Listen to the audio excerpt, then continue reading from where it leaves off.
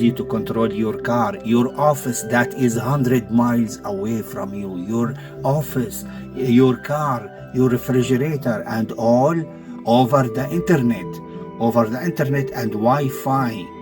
So it's cable and wireless, all through the IP addresses. Okay, 4 and future will be 6 as well. This web server is intended to control home appliances. So by clicking on this green, you start the machine.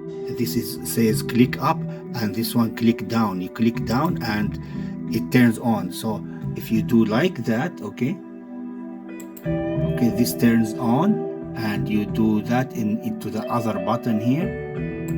It's instant, amazing, it's an instant. This will allow you to control things, as I said, that are located in the other side of the world, hundreds and hundreds and hundreds of miles away from you. So this is what's called Internet of Things. Internet of Things, IoT, is really a great technology. This mobile phone you have is like a dinosaur. It relies heavily on the cellular networks, and in the future it will be using the satellites, okay, and the cables, the fiber optical cables in the oceans, buried on the surface of the ocean at the bottom. So this connects the whole world together.